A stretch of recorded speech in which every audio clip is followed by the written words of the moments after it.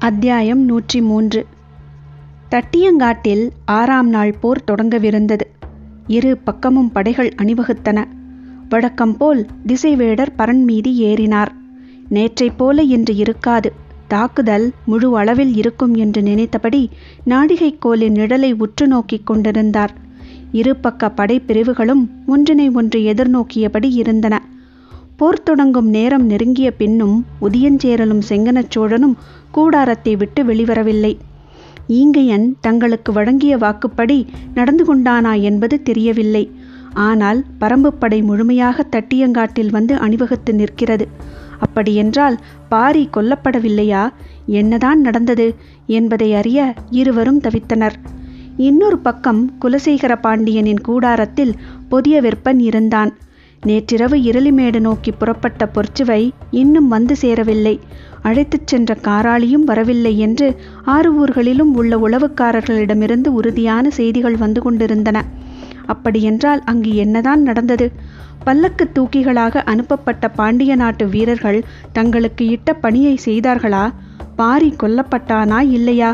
பரம்புப்படை வழக்கம் போல் வந்து அணிவகுத்து நிற்பதை பார்த்தால் பாரி கொல்லப்படவில்லை என்று தெரிகிறது.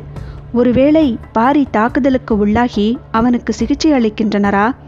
பொற்சுவை என்ன ஆனாள் என்று விடை தெரியாத கேள்விகளுக்கு முன் நிலை கொள்ள முடியாத பதற்றத்தில் நின்று கொண்டிருந்தார் பேரரசர் குலசேகர பாண்டியன். போர் தொடங்கும் நேரம் நெருங்கியதால் செங்கனச் சோழன், நாம் முதலில் போர்க்களம் புகுவோம், இல்லையென்றால் பாண்டியனுக்கு நம்மீது ஐயம் உருவாகும். ஈங்கையனின் தாக்குதல் என்னதான் ஆனதென்று அங்கிருந்தபடியே தெரிந்து கொள்ள முயல்வோம் என்று உதியஞ்சேரலிடம் சொன்னான். அவனது கூற்றினை உதியஞ்சேரலும் ஏற்றான். இருவரும் கவசம் பூண்டு போர்க்களம் புறப்பட்டனர். பாண்டியனுக்கும் இதே நிலைதான். நாம் போர்க்களத்தில் இல்லை என்றால் சேரனுக்கும் சோழனுக்கும் நம் மீது ஐயம் வரும். எனவே வழக்கம் போல் நாம் போர்க்களம் செல்வோம். பாரியின் மீதான நம் வீரர்களின் தாக்குதல் பற்றி அங்கிருந்தபடியே அறிந்து கொள்ள முயல்வோம் என்று சொல்லி புதிய விற்பனுடன் போர்க்களம் புறப்பட்டார் குலசேகர பாண்டியன். பரம்பு வீரர்கள் வழக்கம் போல் முழு ஆற்றலோடு களத்தில் நின்றனர். ஆனால் பரம்பு தளபதிகள் எல்லோரும் பெரும் கலக்கத்தில் இருந்தனர். நேற்றிரவு நடந்த நிகழ்வு அவர்கள் அத்தனை பேரையும் உலுக்கி இருந்தது. பாட்டாப்பிரையில் அனைவரும் இருக்கும் பொழுதே பாரியை கொல்ல நடந்த முயற்சி அவர்களை பேரதிர்ச்சிக்குள்ளாக்கியது. சுகமதியின் கதறலும் கபிலரின் கண்ணீரும் யாரையும் இயங்கவிடவில்லை. எல்லோரும் நிலைகுலைந்து நின்றனர்.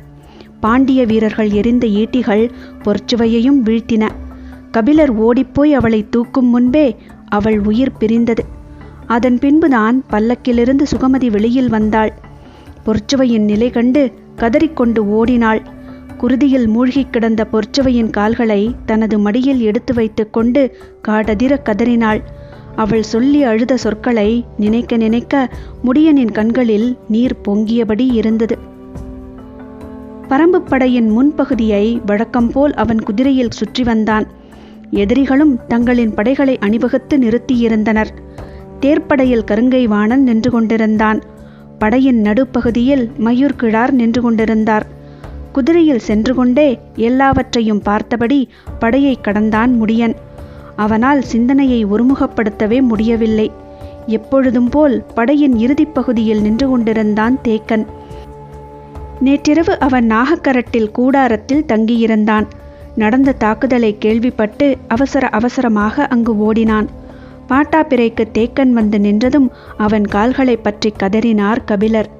பெரும்புலவரின் கண்ணீர் பட்ட கணத்தில் தேக்கனின் உடலே நடுங்கியது. குருதி பொங்கும் பொற்சுவையின் உடலை மடியில் கிடத்தியிருந்த கபிலர் எதிரில் சாய்ந்து கிடந்த ஈங்கையனையும் பார்த்து கதறி கதறி அழுதார். எல்லா கொலைகளுக்கும் தானே காரணமாகிவிட்டதாக நினைத்தார். அத்தாக்குதலை யாராலும் விளங்கிக் கொள்ள முடியவில்லை.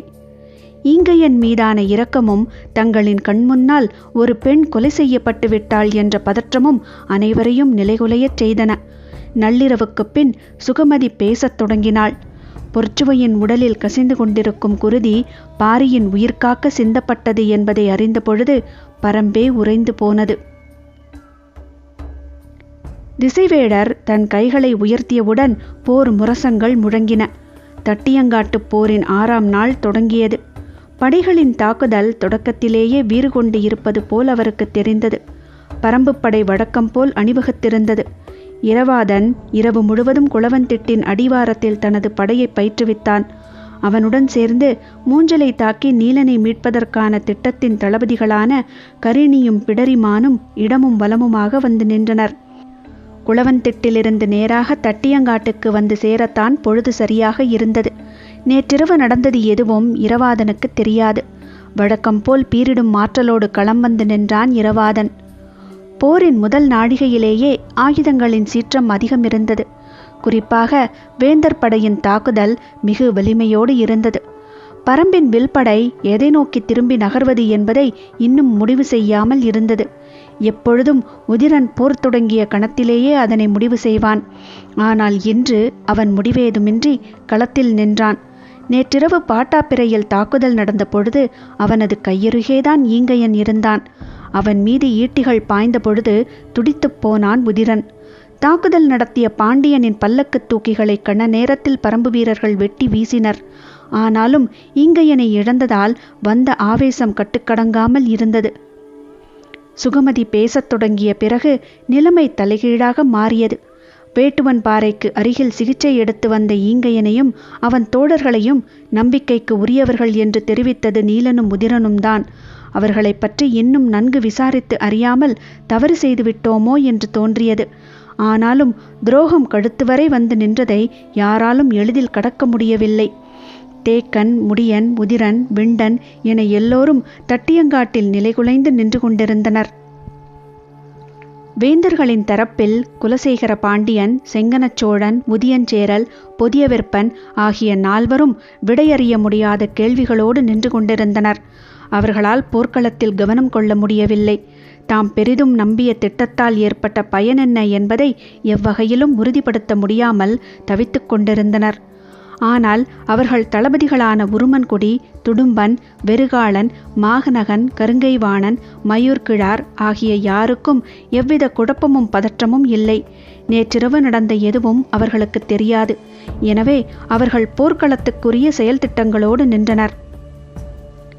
தாக்குதலின் தன்மையை வழக்கம் போல் குளவன்திட்டிலிருந்து பார்த்து கொண்டிருந்தான் பாரி. நேற்றிரவு கண்களுக்கு முன் பீரிட்ட குருதியெல்லாம் தன் பொருட்டே பீரிட்டது. கபிலரின் மடிமீது சாய்ந்து கிடந்த பொற்சுவையை நெடுநேரம் பார்த்து கொண்டே இருந்தான். இன்னொரு புறம் ஈங்கையனின் உடல் கிடந்தது. சுகமதி சொல்ல கேட்ட பின் அவனது உடலை யாரும் மடிமீது தூக்கி வைத்து கொள்ளவில்லை. கொல்லப்பட்ட இருவருக்குமாக கலங்கிய உள்ளம் சிறிது நேரத்திலேயே ஒருவருக்கு எதிராக மாறியது. பெருகிய குருதி துரோகத்தால் காய்ந்தும் தியாகத்தால் ஒளிர்ந்தும் வெளிப்பட்டது. ஈங்கையன் தன் குலம் காக்கத்தானே இக்கொடிய செயலுக்கு ஒத்துக்கொண்டுள்ளான். தலைமுறையாக போராடியும் சோழ பேரரசை வீழ்த்த முடியவில்லை. இந்நிலையில் தன் குலம் காக்க அவன் செய்த கடைசி முயற்சியாக இது இருந்துள்ளது.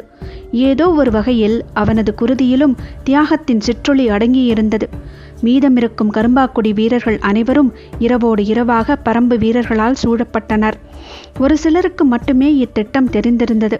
மற்றவர்களுக்கு தெரியவில்லை. இவர்களை என்ன செய்வது? கைது செய்து சிறையிடுவது என்ற பழக்கமே பரம்பில் இல்லை. தலைவன் செய்த தவறுக்காக மற்றவர்களை தண்டித்தல் தகுமா?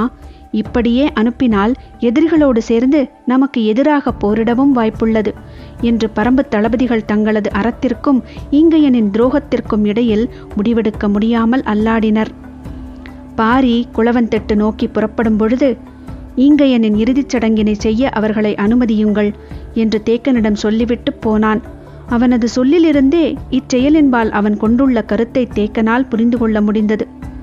போர் முடியும் வரை ஆயுதங்களை தொடக்கூடாது. மீறி ஆயுதங்களை கை கொண்டால் அதற்குரிய விளைவிற்கு ஆளாவீர்கள் என்று கூறி அவர்கள் இருக்க வேண்டிய இடத்தையும் தெரிவித்தான். அவர்கள் அனைவரையும் காரமலையின் பின்புறம் அழைத்துச் செல்ல பரம்பு வீரர்கள் ஆயத்தமாயினர். தேக்கன் தட்டியங்காட்டுக்கு வந்து சேர்ந்த சிறிது நேரத்திலேயே போர் தொடங்கியது. வழக்கம் போல் இருபக்க அணிகளும் போரிட்டு கொண்டிருந்தன. அவனுடைய எண்ணங்கள் முழுக்க நேற்றிரவு நடந்த நிகழ்வு பற்றியே இருந்தது. கபிலர் பொற்சுவை வருவதற்கு அனுமதி கொடுக்கவில்லை என்றால் என்ன நடந்திருக்கும்? குகைக்காவலின் பொழுது ஈங்கையனால் பாரியை ஒன்றும் செய்திருக்க முடியாது. அது குடிவரிசை கொண்ட குகை. பாரி எங்கு துயில்கிறான் என்பதையே கண்டறிய முடியாது. காவல் எல்லையை தாண்டி உள்ளே நுழைந்திருந்தால் வெளிவருவதற்கான வழியையே கண்டறிய முடியாது. ஒன்றினுள் ஒன்றாக பின்னல் தொடர்புகளை கொண்ட அக்குகைக்குள் நுழைபவன் எளிதில் சிக்கிக்கொள்வான். ஈங்கையனின் நோக்கம் அனைவராலும் அறியப்பட்டிருக்கும். கோட்டைகளிலும் அரண்மனையிலும் நடக்கும் சதியைப் போல எந்த ஒரு தாக்குதலையும் பரம்பில் எளிதில் நடத்திவிட முடியாது. ஆனால் யாராக இருந்தாலும் ஏமாறும் ஓர் இடம் உண்டு. அதுதான் பரம்பு வீரர்கள் பல்லக்கின் தன்மையை அறியாமல் பாட்டாப்பிரை வரைக்கும் அதை அனுமதித்தது. அந்த வகையான பல்லக்கினை இதற்கு முன்னால் பார்த்தறியாததாலும் இரவு நேரமாக இருந்ததாலும் அதன் மேல்புறத்தில் மறைத்து வைக்கப்பட்டிருந்த ஈட்டிகளை கவனிக்காமல் விட்டனர். சில நாட்களாக ஈங்கையனின் தாக்குதல் சொல்லிக் கொள்ளும்படி இல்லை. அதற்கு காரணம் அவன் வகுக்கப்பட்ட படையினூடே தாக்கி முன்னேறும் பயிற்சியற்றவன் என நினைத்தோம். ஆனால் அவன் எதிரிகளால் இயக்கப்பட்டுள்ளான் என்பதை அறியாமல் போய்விட்டோம் என்று எண்ணங்களை ஓடவிட்டபடி ஈட்டியை ஊன்றி பிடித்து நின்று கொண்டிருந்தான் தேக்கன். பொழுது உச்சத்தை தொட்டு கொண்டிருந்தது. பரம்பின் வீரர்கள் வழக்கம் போல் தாக்குதலை நடத்தி கொண்டிருந்தனர். தனித்த உத்திகள் வகுக்கப்படாத நிலையில் நின்று தாக்கும் முறையை அவர்கள் கடைபிடித்துக் கொண்டிருந்தனர். வாள்படை தளபதியாக இருக்கும் தேக்கன் பின்வரிசையில் இருப்பதால் இளம் வீரன் ஒருவன் படையை வழிநடத்தினான். முடியனின் சிந்தனையில் வெறுமை மேவி இருந்தது. பரம்பின் உள்நிலத்துக்குள் தனது கைக்கெட்டும் தொலைவில் எதிரியின் ஈட்டிகள் பாய்ந்திருக்கின்றன என்றால் நாம் இன்னும் எச்சரிக்கையோடு இருந்திருக்க வேண்டும். தான் தவறவிட்ட இடம் என்ன என்று சிந்தித்தபடி இருந்தான். வேந்தர் படையின் தாக்குதலில் ஏதோ வேறுபாடு இருப்பதே அவ்வப்பொழுது பார்க்க முடிந்தது. ஆனால் பெரிதாக எதுவும் தோன்றவில்லை. பகல் பொழுதின் 20வது நாழிகை நெருங்கிக் கொண்டிருந்த பொழுது வேந்தர் படையின் தாக்குதலில் வேகம் கூடியது. அத்தாக்குதலை எதிர்கொள்ள பரம்பு வீரர்களுக்கு சற்றே நேரம் தேவைப்பட்டது. வெறும் தடுப்பரண் தாக்குதல் மட்டுமே போதாது. உத்தியை மாற்ற வேண்டும் என்பதை உதிரன்தான் முதலில் உணர்ந்தான். கூவல் குடியினர் மூலம் செய்தி முடியனுக்கு சொல்லப்பட்டது. அவன் அதை உணர்ந்து அடுத்து என்ன நடக்கும் என்ற சிந்தனையில் இருந்தான். ஆனால் எதிரியின் தாக்குதல் திட்டம் என்னவாக இருக்கும் என்பதை கணிக்க முடியவில்லை. வேந்தர் படையின் தாக்குதல் பல மடங்கு வீரியமடைந்தது. அப்பொழுதுதான் முடியன் ஒன்றை கவனித்தான். காலையிலிருந்து கருங்கைவாணன் தேர்ப்படையிலேயே நின்றிருந்தான். ஏன் வேறு பக்கம் போகாமல் இங்கேயே இருக்கிறான் என்று சிந்தித்த பொழுதுதான் மயூர்கிழாரின் நினைவு வந்தது. தலைமை தளபதியிடம் மற்ற தளபதிகளுக்கு செய்தியை சேர்க்க 3 போர் பணியாளர்கள் இருப்பர். தனித்த ஆடை அமைப்பு கொண்ட அவர்கள் மூவரும் இன்று மயூர்கிழாரின் அருகில் நின்றனர். முடியன் காலையில் பார்த்த காட்சியை இப்பொழுது மீண்டும் நினைவுபடுத்தி பார்த்தான். சற்றே அதிர்ச்சியாக இருந்தது. இன்றைய போரின் தலைமை தளபதியாக மயூர்கிழாரா களத்தில் நிற்கிறான்? எண்ணி பார்த்தபடியே அதனை உறுதி செய்தான். அப்படியென்றால் தாக்குதலின் உத்தி வழக்கமானதாக இருக்காது. நமது தாக்குதலை உடனடியாக வேகப்படுத்த வேண்டும் என முடிவு செய்தான். கூவல் குடியினர் மூலம் அனைத்து தளபதிகளுக்கும் செய்தி அறிவிக்கப்பட்டது. நிலைமையை உணர்ந்தவுடன் உதிரன் தனது வில்படையை வேந்தர் படையின் நடுப்பகுதியை நோக்கி முன்னகர உத்தரவிட்டான். தொலையிலக்க அம்புகள் சீற்றம் கொள்ளத் தொடங்கின. தாக்குதலின் வேகம் இரு பக்கமும் மிக வலிமையோடு இருந்தது. வேந்தர் படை பரம்பின் வில்படையை மட்டும் தற்காத்து எதிர்கொண்டது. மற்ற படைகளை தாக்கி முன்னேறியது. பரம்பு படைகள் வேந்தர் படையை முழுமையாக எதிர்கொண்டன. முடியனின் உத்தரவு இரவாதனை அடையும் பொழுது சரியாக 20 நாழிகை முடிந்திருந்தது. நேற்றுக்கு முந்தைய இரவில் பேசப்பட்டபடி கடைசி 10 நாழிகைக்கான போர் உத்தி தொடங்கிவிட்டது என கருதிய இரவாதன் தனது குதிரைப்படையின் தாக்குதலை எண்ணி பார்க்க முடியாத வேகத்தோடு முன்னெடுத்தான். நேற்றிரவு நடந்தது எதுவும் இரவாதனுக்கு தெரியாது. அதே நேரம் அதற்கு முந்தைய நாளிரவு பேசப்பட்ட தாக்குதல் உத்தியை நிறைவேற்றும் நிலையில் முடியன் இல்லை. இப்பொழுது அவன் வேந்தர் படையின் தாக்குதலை எதிர்கொள்வதற்கான திட்டத்தையே வகுத்தான். முடியனின் சிந்தனை முழுவதும் மயூர்கிழாரை சுற்றியே இருந்தது. அவன் கருங்கைவாணனைப் போல பெரு வீரன் அல்லன். ஆனால் பரம்பை பற்றியும் பரம்பின் தாக்குதல் முறைகளை பற்றியும் ஓரளவுக்கு தெரிந்தவன். எனவே அவனை மிகுந்த எச்சரிக்கையோடு கையாள வேண்டும் என எண்ணினான். இரவாதனின் தாக்குதல் சீறி முன்னேறியது. நேற்றிரவு முழுவதும் பயிற்சி பெற்ற அப்படையினர் தங்களின் வேலை திட்டத்தை நிறைவேற்றத் தொடங்கினர். மூஞ்சலை அடையும் வரை யார் முன்னிலையிலிருந்து படை நடத்த வேண்டும் என்று இரவாதன் தீர்மானித்திருந்தான். அவர்கள் அதே போல படையை மூஞ்சலை நோக்கி அழைத்துச் சென்று கொண்டிருந்தனர். மற்ற பகுதியில் வேந்தர் படையின் தாக்குதல் வலிமை மிகுந்ததாக இருந்தது. பரம்பு படை திறனோடு அதனை எதிர்கொண்டது. உதிரன் தனது வில்படையை எப்பக்கமாக கொண்டு செல்ல வேண்டும் என்று கேட்டு முடியனுக்கு செய்தி அனுப்பினான். முடியனோ ஆபத்து எப்பக்கம் அதிகம் என்பதை இன்னும் கணிக்கவில்லை. கருங்கைவாணனின் மீதும் அவனுக்கு ஐயம் இருந்தது. மயூர்கிழாரின் மீதும் அவனுக்கு ஐயம் இருந்தது. இருவரில் யாரை நோக்கி உதிரனின் படையணியை திருப்புவது என்பதை முடிவு செய்ய சற்றே நேரம் தேவைப்பட்டது. வழக்கம் போல் பரம்பின் வில்படையை எதிர்கொள்ள முடியாமல் வேந்தர் படை தளபதி துடும்பன் பின்வாங்கத் தொடங்கினான். வாள்படை தளபதி மாகநகனை பரம்பு தளபதி அருவன் எதிர்கொண்டான். தாக்குதல்கள் தீவிரமடைந்து கொண்டிருந்தன. தேர்ப்படை தளபதி வேறுகாலனோடு கருங்கைவாணனும் இணைந்து கொண்டான். எனவே பரம்பு தளபதி விண்டனால் முன்னகர முடியவில்லை. ஆனால் பின்வாங்காமல் சமாளித்துக் கொண்டிருந்தான். மயூர்கிழார் எப்பக்கம் போகிறான், அவனது உத்தி என்னவாக இருக்கிறது என்பதை அறிவதிலேயே முடியன் கவனமாக இருந்தான். இந்நிலையில் இரவாதனின் தலைமையிலான குதிரைப்படை நினைத்து பார்க்க முடியாத வேகத்தில் மூஞ்சலை நோக்கி முன்னேறி கொண்டிருந்தது. ஏற்கனவே திட்டமிட்டபடி மூஞ்சலை ஒரே நேரத்தில் 3 முனைகளிலிருந்து தாக்குதல் தொடுக்க வேண்டும். முடியன் ஒரு பக்கமும் விண்டன் ஒரு பக்கமும் தாக்கி மூஞ்சலின் அரணை உடைக்க வேண்டும். உடைத்தவுடன் உள்ளே நுழையாமல் 3 அடுக்கு அரணை முழுமையாக அடிக்கும் பணியை செய்ய வேண்டும். உள்நுழைந்து தாக்கி நீலனை மீட்கும் பணி இரவாதனுடையது. அதே சிந்தனையோடு இரவாதனின் படை முன்னகர்ந்து கொண்டிருந்தது. குளவந்திட்டிலிருந்து பார்த்து கொண்டிருக்கும் பாரிக்கு களத்தில் நடக்கும் தாக்குதலில் வேறுபாடுகள் இருப்பது போல் தெரிந்தது. ஆனால் என்னவென்று பிடிபடவில்லை. கூர்ந்து பார்த்து கொண்டிருந்தான். இரவாதன் தலைமையிலான குதிரைப்படை சீரும் அம்பு போல எதிரிகளை கிடித்து உள்நுழைந்து கொண்டிருந்தது. குளவந்திட்டிலிருந்து பார்க்கும் பொழுது அதன் வேகத்தை துல்லியமாக கணிக்க முடிந்தது. மற்ற படை பிரிவுகளோடு வேந்தர் படை மிக கடுமையாக போரிட்டு கொண்டிருக்கும் பொழுது குதிரைப்படையை மட்டும் ஏன் அவ்வாறு எதிர்கொள்ளாமல் இருக்கின்றனர் என்ற ஐயம் உடனே தோன்றியது. களத்தை இன்னும் சற்று நேரம் கூர்ந்து கவனித்தான் பாரி. எதிரிகள் மாறுபட்ட உத்திகளை பயன்படுத்துகின்றனர். நம் வீரர்கள் அதை புரிந்து கொண்டு செயலாற்ற வேண்டும் என்று தோன்றியது. இவ்வெண்ணம் உருவாகி கொண்டிருக்கும் போதே இரவாதனின் குதிரைப்படை பாதி தொலைவை கடந்து உள்ளே போய்விட்டது. நினைத்ததை விட வேகமாக அவன் உள்ளே போய்க் கொண்டிருந்தான். அவனை சிக்க வைக்க எதிரிகள் வகுத்த போர் உத்திக்குள் மிக வேகமாக உள்நுழைந்து கொண்டிருந்தான். உடனடியாக கூவல் குடியினருக்கு உத்தரவிட்டான் பாரி. குளவந்திட்டிலிருந்து கூவல் குடியினரின் மறைப்பொருள் குறிப்பு நாகக்கரட்டில் இருக்கும் கூவல் குடியினருக்கு வந்து சேர்ந்தது.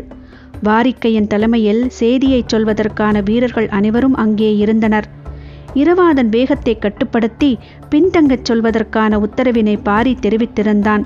உடனடியாக அதற்கான ஓசை எழுப்பப்பட்டு இருக்கிச் செடியின் ஒளிரும் பால் கொண்ட குறிப்புகள் காட்டப்பட்டன. நாகக்கரட்டிலிருந்து ஓசை எழுப்பப்பட்டவுடன் அது யாருக்கு என்பதைத்தான் முதலில் அனைத்து தளபதிகளும் பார்ப்பர். அது குதிரைப்படை தளபதிக்கான குறிப்போடு சொல்லப்படும் ஓசையாதலால் மற்றவர்கள் தாங்கள் முன்னெடுக்கும் தாக்குதலில் கவனம் செலுத்துவர். இரவாதனோ மூஞ்சலை அடையும் நோக்கோடு மின்னல் வேகத்தில் முன்னேறிக் கொண்டிருந்தான். அவனது காதில் எவ்வித ஓசையும் விழவில்லை. அவன் தனது கவனத்தை எதை நோக்கியும் திருப்ப ஆயத்தமாக இல்லை. மூஞ்சலின் அரண் முடைத்து சிதறும் கணத்தை காணும் நோக்கில் குதிரையை விரட்டி கொண்டிருந்தான். நாகக்கரட்டிலிருந்து மீண்டும் மீண்டும் ஓசை எழுப்பப்படுவதை சிறிது நேரம் கழித்தே முடியனால் உணர முடிந்தது. அது இரவாதனுக்கானது. அவன் எதிரி படைக்குள் அதிக தொலைவு உள்ளே போயுள்ளான் என்பது அதன் பிறகுதான் தெரிய வந்தது. அப்பொழுதுதான் நேற்றுக்கு முந்தைய நாள் உருவாக்கப்பட்ட திட்டம் நினைவுக்கு வந்தது. நேற்றிரவு நிகழ்ந்த நிகழ்வால் அத்திட்டத்தை நிறைவேற்றுதல் குறித்து வேறு யாருடனும் முடியன் பகிர்ந்து கொள்ளவில்லை.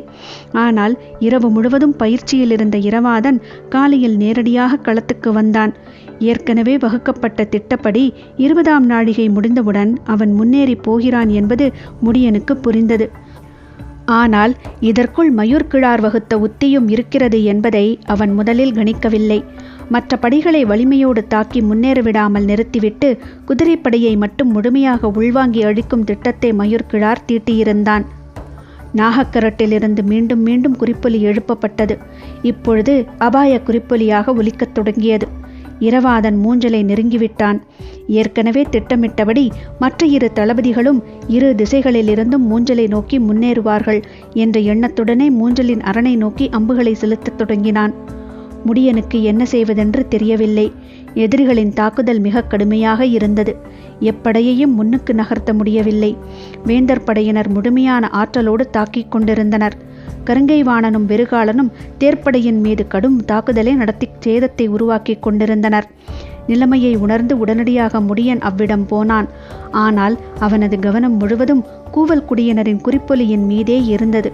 செய்தியை நேரடியாகச் சொல்ல உதிரனையோ அருவனையோ அனுப்பலாமா என்று சிந்தித்தான். ஆனால் எல்லா முனையிலும் தாக்குதலின் வேகம் உச்சம் கொண்டிருந்தது. சூலூர் வீரர்கள் 60 வகையான ஆயுதங்களை கையாளத் தெரிந்தவர்கள். பேரரசர்களை காப்பதற்கான தேர்ந்த பயிற்சி கொண்ட அகப்படையினரை தாக்கி அழிக்க கருணியின் தலைமையிலான பிரிவு முழு திட்டமிடலோடு பாய்ந்து முன்னேறியது. பொய்க்கூடாரங்களிலிருந்து வெளிவரும் எண்ணிலடங்காத வீரர்களை கொன்று குவிப்பதற்கான திட்டத்தோடு பாய்ந்து முன்னேறினர் பிடரிமான் தலைமையிலான வீரர்கள்.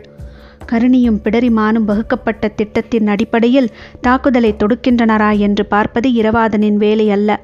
அவனது ஒரே இலக்கு நீலன் இருக்கும் கூடாரத்தை நோக்கி எதிரிகளை கொன்றடித்து முன்னேறுவது மட்டும்தான். 3 தன்மைகளில் தெளிவாக வகுக்கப்பட்ட திட்டத்தோடும் பரம்பினர் இப்போரில் இதுவரை பயன்படுத்தாத பல்வேறு விதமான ஆயுதங்களோடும் இரவாதனின் குதிரைப்படை மூஞ்சலை நோக்கி வந்தது.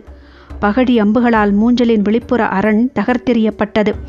சங்கிலி தொடர்பு போல் அடுத்தடுத்து வந்து இடைவெளியை நிரப்பும் அவர்களின் 3 அடுக்கு ஏற்பாடுகளை எல்லாம் இடியென தாக்கி நிலைகுலையச் செய்தனர். யாராலும் உடைக்கவோ உள்நுழையவோ முடியாது என்று சொல்லப்பட்ட மூஞ்சலின் வெளிப்புற அரணை குதிரையின் வேகத்தை குறைக்காமலேயே உடைத்து உள்நுழைந்தனர் சூலூர் வீரர்கள். ஒற்றை நுனியில் உடைத்து உள்நுழைந்தவர்கள் விசிறியைப் போல கண நேரத்தில் அரைவட்டமாக விரிந்தனர். வெளியில் இருக்கும் மொத்த குதிரைப்படையும் உள்ளே வந்து வட்டத்துக்குள் சேர்ந்தபின் அது வட்டவடிவ படையமைப்பாக தன்னை மாற்றிக்கொண்டது. வட்டம் எல்லா திசைகளிலும் ஒரே நேரத்தில் விரியத் தொடங்கியது. கணக்கில்லாத அம்புகளும் ஈட்டிகளும் வெடித்து வெளிவர வட்டம் தன்னை பெரிதுபடுத்தியபடியே இருந்தது. நாகக்கரட்டில் இருந்து மீண்டும் மீண்டும் கூவலொலி எழுப்பப்பட்டு இருக்கிச் செடியின் ஒளிரும் குறிப்புகள் காட்டப்பட்டு கொண்டே இருந்தன. களத்தில் நின்ற பரம்பு தளபதிகள் அனைவரும் குறிப்பொலியை கவனித்தனர். இடைவிடாத குறிப்பொலி அனைவருக்கும் பதற்றத்தை உருவாக்கத் தொடங்கியது. நாகக்கரட்டின் மேலிருந்து வாரிக்கையின் காட்சியை தெளிவாக பார்த்தான். மூஞ்சலை உடைத்து இரவாதன் உள்நுழைந்து கொண்டிருந்தான். அன்று முடியன் கவலையோடு சொன்னது நினைவுக்கு வந்தது. இரவாதன் தாக்குதல் போரில் நிகரற்றவனாக இருக்கிறான். ஆனால் களத்தின் முழுமையை கவனித்து முன்னேறுவதில் குறைபாடு உடையவனாக இருக்கிறான். அது ஆபத்தை உருவாக்கிவிடும். காட்சியை பார்த்து கொண்டிருப்பதை தவிர வேறேதும் வாரிக்கையினால் செய்ய முடியவில்லை.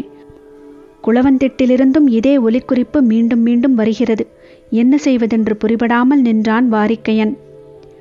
உதிரன், விண்டன், அருவன், முடியன் என யாரும் தங்களின் இடம் விட்டு நகர முடியாத நிலைக்கு உள்ளானார்கள்.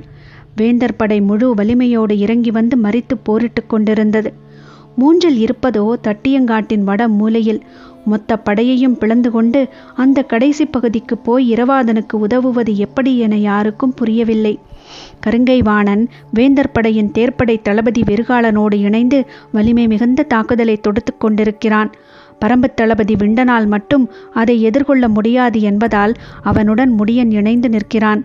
அப்படியிருந்தும் தாக்குதலின் வேகம் இணையற்றதாக இருக்கிறது. போர்ச்சூழலில் என்ன முடிவெடுப்பதென்றே தெரியாத ஒரு கணத்தை முதன்முறையாக முடியன் சந்தித்தான். உணர்ச்சியின் படபடப்பு அவனை ஆக்கிரமிக்கத் தொடங்கியது. சட்டென ஒரு முடிவுக்கு வந்தான். இரவாதன் தன் மகன் என்ற உணர்வில் எந்த ஒரு முடிவையும் எடுத்துவிடக்கூடாது. நடைபெற்று கொண்டிருப்பது பெரும் போர். இதில் கணிப்புகளும் புத்திகளும் பிழைபடும் வாய்ப்புகள் உண்டு. அப்பிழையை உணரும் பொழுது சரி செய்யும் முயற்சிக்காக பேரிழப்புகளை கண்டுவிடக்கூடாது. எண்ணங்கள் மனதுக்குள் உறுதியாகிக் கொண்டிருக்கும் பொழுது தேக்கன் அவ்விடம் வந்து சேர்ந்தான். அதே நேரத்தில் எதிரில் நின்று போரிட்டு கொண்டிருந்த கருங்கை வாணனை நோக்கி விரைந்து வந்தார் மயூர்கிழார். 2 பக்கமும் தலைமை தளபதிகள் பதற்றத்தோடு இருந்தனர். முடியனை பார்த்து தேக்கன் சொன்னான், நாகக்கரட்டிலிருந்து மீண்டும் மீண்டும் குறிப்பொலி கேட்டுக்கொண்டே இருக்கிறது. இரவாதனின் படை தனித்து போய் மாட்டிக்கொள்ளக்கூடாது. நீ உடனடியாக இவ்விடம் நீங்கி அவனோடு போய் சேர். திடீரென மயூர்கிழார் வந்து நின்றதை பார்த்து கருங்கை வாணன் திகைத்து போனான். என்னவென்று கேட்பதற்குள் அவரை சொன்னார். எதிரிகளின் குதிரைப்படையை பின்புறமாக உள்ளிழுத்து சூழ்ந்து தாக்கி அழிப்பதற்கான உத்தியைத்தான் நாம் வகுத்தோம். ஆனால் அவர்களோ நாம் சற்றும் எதிர்பார்க்காத வகையில் மூஞ்சலையே உடைத்து கொண்டு உள்ளே போய்விட்டார்கள். மிரட்சியுற்றான் கருங்கை வாணன். மூஞ்சலின் காப்பரனை உடைத்து விட்டார்களா? ஆம், அதனால்தான் நான் விரைந்து இங்கு வந்தேன். நீங்கள் உடனடியாக இவ்விடம் விட்டு மூஞ்சலை நோக்கி போக வேண்டும். பதற்றத்தோடு தேக்கன் சொன்னான், நீ இவ்விடம் விட்டு விலகிச் செல். எது செய்தாவது இரவாதனுக்கு தீங்கு நேராமல் தடு. தேக்கனின் சொல் கேட்டு கடும் சினத்தோடு பதிலுரைத்தான் முடியன். கருங்கை வாணனும் வெறுகாலனும் இணைந்து நின்று தாக்கி போரிட்டு கொண்டிருக்கின்றனர். நான் இவ்விடம் விட்டு அகன்றால் நமது தேர்ப்படையை பெரும் சேதத்துக்கு உள்ளாக்கி விடுவார்கள். அது மட்டுமல்ல, இங்கிருந்து எதிரிகளின் மொத்த படையையும் கிழித்து கொண்டு போய் நான் மூஞ்சலை அடைவது இயலுகிற செயலல்ல. எம்முயற்சியாவது செய், இவ்விடம் விட்டு போ என்றான் தேக்கன். எதிரி உன்னையும் என்னையும் குறிப்பார்த்துதான் தேர்ப்படையில் வந்து வலிமை கொண்ட தாக்குதலை நடத்துகிறான். நான் இவ்விடம் விட்டு போனால் உன்னையோ விண்டனையோ இழப்பேன். அதே நேரம் மூஞ்சலையும் சென்றடைய மாட்டேன் என்று அம்பினை நாணில் தொடுத்தபடியே கத்தினான் முடியன். மயூர்கிழாரின் சொல் கேட்டு பெரும் கோபத்துடன் கத்தினான் கருங்கைவாணன். நான் இவ்விடம் விட்டு இப்பொழுது அகன்றால் நமது தேர்ப்படையை முற்றிலும் இழக்க நேரிடும். எதிரிப்படையின் தலைமை தளபதி முடியனின் தாக்குதலை ஒரு பொழுது கூட வெறுகாலனால் எதிர்கொள்ள முடியாது. குதிரைப்படையையும் யானைப்படையையும் இழந்து நிற்கும் நாம் தேர்ப்படையையும் இழக்க நேரிடும். எனவே நான் இவ்விடம் விட்டு அகல்வது அறிவீனம். அப்படியென்றால் இரவாதனை காப்பாற்ற முடியாதா என கத்தினான் தேக்கன். அப்படியென்றால் மூஞ்சலை காப்பாற்ற முடியாதா என கத்தினார் மயூர்கிழார்.